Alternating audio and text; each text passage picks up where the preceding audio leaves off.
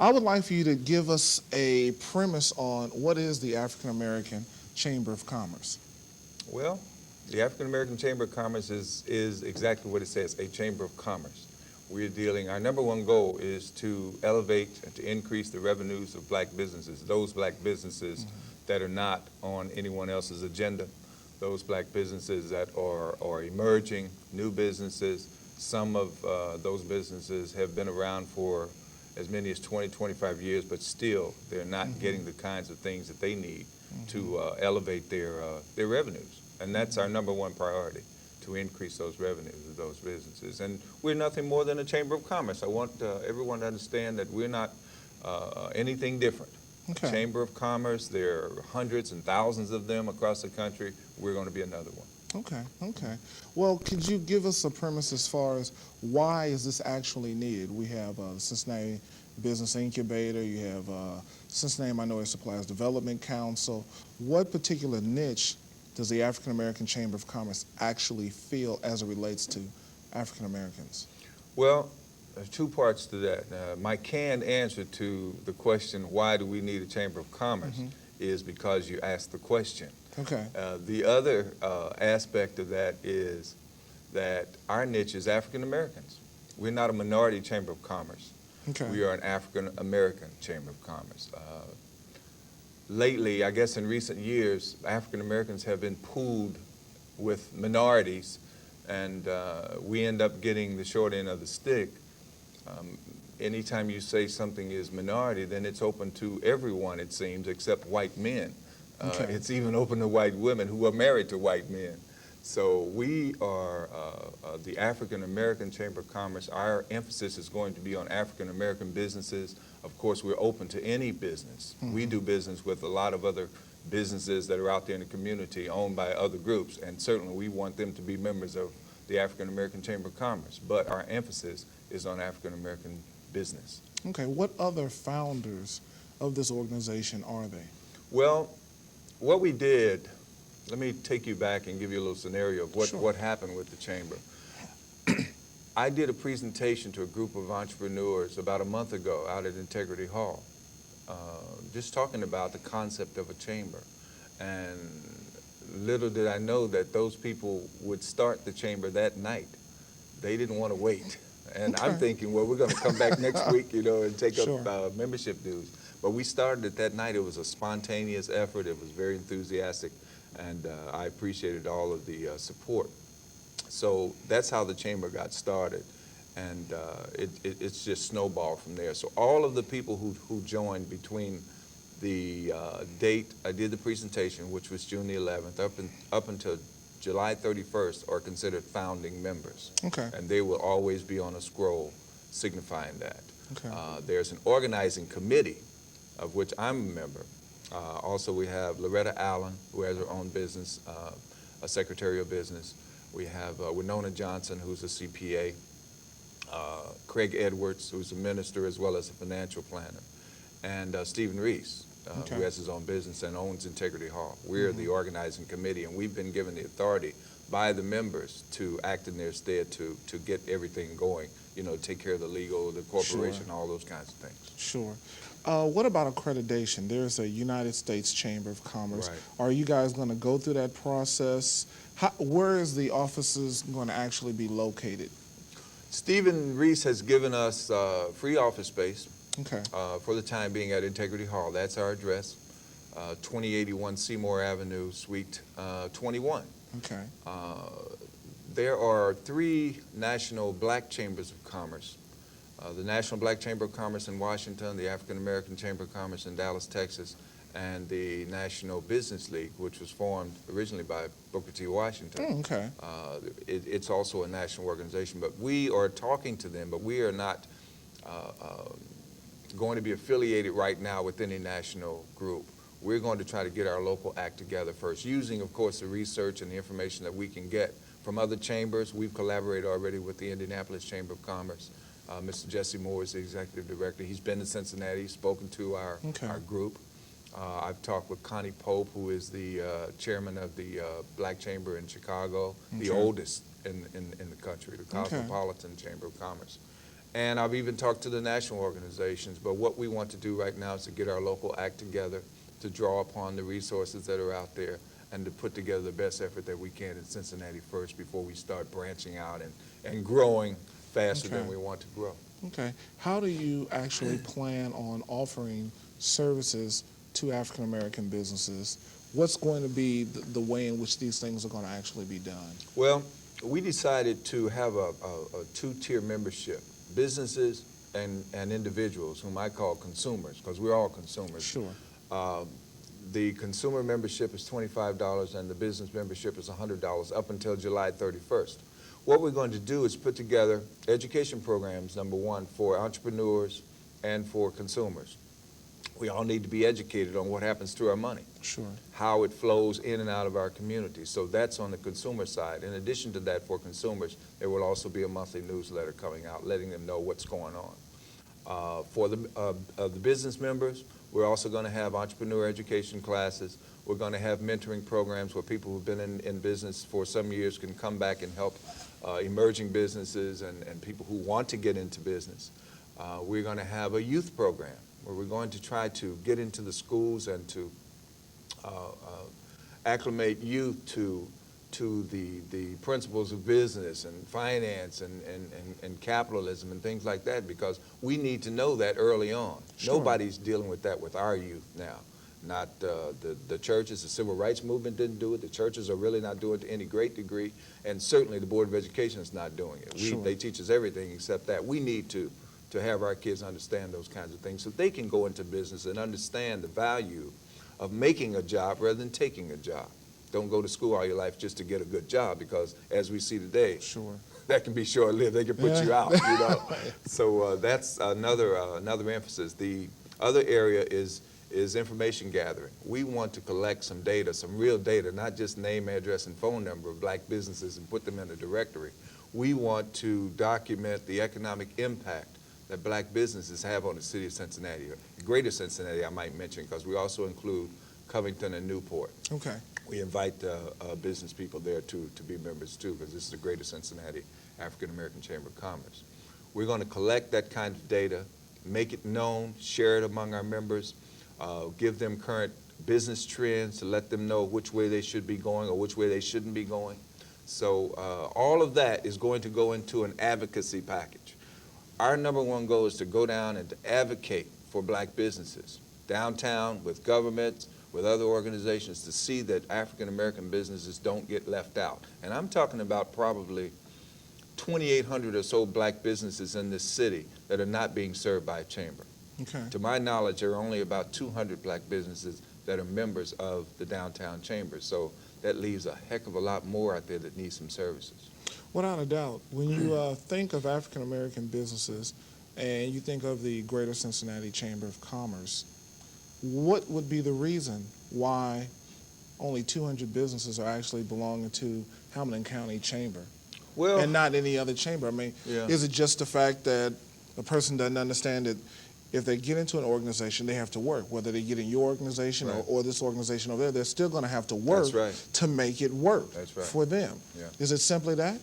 Well, we emphasize to our members that we are not going to do their business for them. Okay. We are going to show them trends. We're going to give them conferences and workshops that are going to help them make their businesses better. We're not going to do it for them because, like you said, as an entrepreneur, you have to do the work. Sure. Like you said earlier, 24/7, that's your business, that's what you have to do. But some people don't really need to belong to a chamber. Let's just face it. Some businesses don't need to belong to a chamber, and they choose not to, and that's fine. I don't know why there are only 200 black businesses, or, well, 200 or so, who are members of the downtown chamber. I really don't know that. We'd like to find out. Okay. But at the same time, we want to encourage the 2,800 or so businesses out there to become members of the African American Chamber, as well as the other 200 that are already members of the downtown chamber. There is no reason that a black business should not be a member of a black chamber of commerce if it exists in a city, if they are members of the downtown chamber. There's no reason for that at all. Okay. But, you know, we're just going to wait and see who comes in and who doesn't. And like I said, some people don't want it, don't need it, and that's fine. Okay. What type of courses are you going to be offering to entrepreneurs and how is that going to actually be funded? Well, our funding base is primarily going to be right now through memberships. We have some fundraising ideas, that we've been kicking around, keeping in mind that we've only been in existence for sure. a month. Sure. So a lot of things are on the table. But we're going to offer workshops on, as I said, business trends, entrepreneur kinds of things. People who want to get into business, we can offer workshops showing them how to do that. We can bring in speakers. There are a lot of different things that we've been kicking around that we're going to do to make sure that that all of us are educated when it comes to business, to black business. We need to understand that in spite of the fact that between 1987 and 1982, black businesses have increased from 424,000 to 620,000. Okay. But while the businesses have increased, the revenues haven't. The revenues have remained stagnant. 56% of those businesses now that were in that census data have $10,000 or less in annual revenues. $10,000 a year. Yeah, which is nothing. 56% of those businesses. So again, I have to keep going back to this. We're going to advocate for businesses. We're going to have as our number one goal to increase the revenues of black businesses, because it doesn't make any sense for us to have as much money as we do in this economy, $400 billion a year nationwide, probably $200 million right here in Cincinnati, that we generate and not get any of that back. We need to understand that it's cyclical. It should be cyclical. As we put our money out, we need to make sure that some of it comes back to us. Okay. And we're going to encourage our member businesses to work with one another, to buy from one another, to support one another, to learn from one another, to share resources, share information, so all of us can come up, not just one or two of us. Sure. Well, let me ask you a question. I'm going to play the devil's advocate on this. Well, a lot of black businesses will only move in black areas.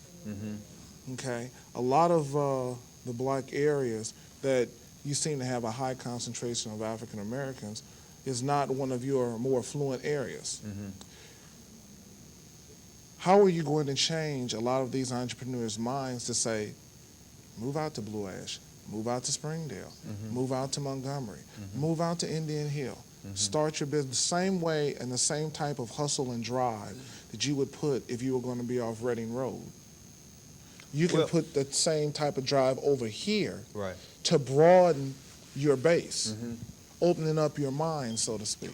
Well, I think it's important, first of all, for us to understand from whence we came, where back in the 20s and 30s and 40s, black businesses depended solely upon black consumers. I mean, it was almost mandated into the law, Jim Crow and everything. Sure. But first of all, we need to show some continuity. And when I say we, I mean African-American businesses and consumers need to show a collective front to the greater society that, hey, we are working together. We do support one another. We do pool our resources. Once you demonstrate that, then you become a force. Political, social, any other area can be mounted and won if you show a collective economic front. And I think once we do that, and then encourage our businesses to move out into the areas that you talked about, to access white and other kinds of dollars, then I think they'll understand the fact that, hey, this is a viable group. They're working together like everybody else does in this country. Sure. They work together. Sure. We don't work together, even though we invented the principle. Sure. Our ancestors did. Everybody Sure. does it except us. So once we do that, then I think it would make a lot of sense for us to encourage businesses to do that. But right now, I really couldn't do that because there are a few that are flourishing. Sure. But I'm talking about the greater number of our businesses sure. are not going to do that right now. Sure. And it's because we don't show a collective front, a collective economic front. We can rally around every cause except the dollar. It seems we can get in the streets and march and do everything we want to do when it comes to any other cause, but when it comes to putting our money together, coming together economically, we always draw the line. Yeah, it costs too much. We have to do that first, and we have to show this city, this country, and everyone else that we are going to come together economically. Once we do that, I think, from that point the on, tables turn then. Sure. We become Sure. a lot more forceful. What do you say to an African American who goes into an African American owned business and they want to buy, let's say, a Bible? The Bible here at the African American store is $40. The Bible, same Bible over here, is $30. Why should that person buy the $40 Bible?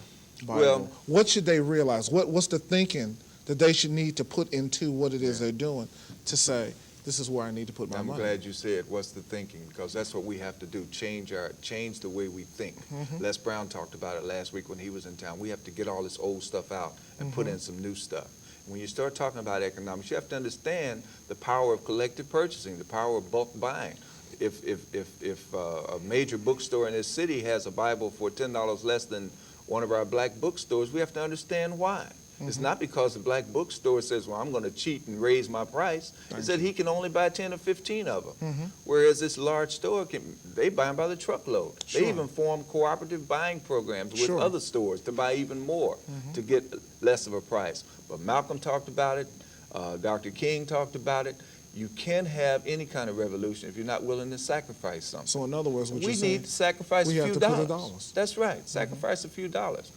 We're willing to drive, say, from Avondale all the way to Tri-County to buy a book that's cheaper, a dollar cheaper out there than it is at Swift and at Artistic Apparel, for instance.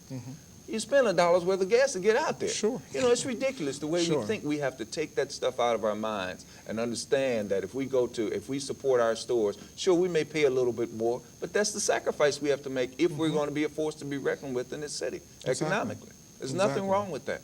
I'd rather give it to you and know that it's going to come back to me in some way than to take it out to someone else and know it's never going to return to me. Sure, sure. Well, you hit a very important point, because as an entrepreneur, people don't understand that there are payroll taxes. When a person says that they want to make X amount of dollars, that money has to come from somewhere. It does just not appear. Right. You have Social Security, Medicare, state unemployment, federal unemployment, workers' compensation. As the employer, you have to match the Social Security and Medicare. That stuff costs a lot of money. If a person says, I would like to have health insurance, a retirement plan, there's costs that need to be associated to that. Right. And that's why I went into that whole thing, because it's important for people to understand that although you might have more dollars actually coming in, you also have more going out as well. That's right. You know, a lot of people would say, well, you've got your own business, you're rich. You know, it's like, no. Cite that figure I told you about, Yeah. with the 56% of our businesses having revenues of $10,000. Without a Cite doubt, that. without a doubt. Well, how can a person actually become a member if they want to become a member of the African American Chamber Well, they of can Commerce? call 731-6308. Okay. They can get a membership form at Integrity Hall. They can call me at the Cincinnati Herald at 221-5440. Okay. And we'll get them a membership form. And again, we encourage all businesses and all individuals to be members. We're going to form a real business-consumer partnership Okay. in the African American community. Have churches and the like been very receptive to the idea and so forth? Wylie, everyone that I've talked to has been open, agreeable, and supportive of this idea. I haven't talked to anyone who said, no, it's a bad idea. Outstanding. Of course, I haven't talked to everyone, but I've Sure. talked to a lot of people, and they've been very supportive about it. And I feel very, very proud, very encouraged, and happy that we are finally coming together around something economically in this city. What about the African American politicians? Well, I kind of stay away from politics, so I've talked to a couple of them. But, I guess at some point they will have a position on it. I haven't heard any public position on it yet, and understand that we're still a month old. But I'm sure that they're going to have to come out and say something sooner or later, about whether they're for it or against it. Sure. Or ride the fence about it. I don't know. Well, give the people a chance to give you that phone number once again. Okay. The phone number for the African American Chamber of Commerce is 731-6308. And we are housed right now at the Integrity Hall. And that address is? 2081 Seymour Avenue, Suite 21. And we're going to be having a press conference on July 31st, too. Okay, outstanding. Out there. Okay, what station or radio, Well, we TV? hope that it's carried on every station, Okay. every newspaper, every magazine. Okay. We're going to invite everybody. Okay. We'll see who shows up. Okay, Very good. I appreciate it. Are there any closing comments that you'd like to make as we wind down the show? Well, just that, as I said, I'm just pleased that the African American community is coming together around this economic issue. I think the Chamber is a catalyst that we've needed for a long time. People have talked about it for a long time, but we've done it now. It's now we can move on to the next issue. So I'm just happy that Cincinnati has finally made this step, and I look which is a forward to it. positive step. Oh, very positive. I have one other question that I think that might help insurance professionals and financial planners. A lot of chambers are very heavily involved in either one of three programs: workers' compensation, some type of health care, as well as some type of or directing toward retirement planning. Is that something that you see on the very short horizon coming down the pike? We've already talked about a group health plan. I'm glad you mentioned that. That's another offering that we're going to have for the businesses, a health plan. We discussed that in our very first meeting. That people were hungry for that. Sure. People who have businesses, they can't afford to have their health plan. So we have talked about that and other kinds of discounts and group programs that we can get involved in. And of course, we're taking information from other chambers and the national chambers as to how we can put that together. And we have a good group of people who are involved in the chamber now. We have the expertise. I mean, all the expertise we need is right there in our membership. Sure. And we are working on those kinds of programs. Outstanding. I thank you very much. Thanks a lot, Wylie. For being on the Good show. to be here. You have a great day. Okay, thank you. My name again is Wylie Kyles. Our guest was Mr. Jim Clingman. He is the co-founder of the African American Chamber of Commerce of Greater Cincinnati. They're a group of highly motivated individuals serving African American businesses in the Greater Cincinnati area. I thank you very much for tuning in, and I'll see you next week.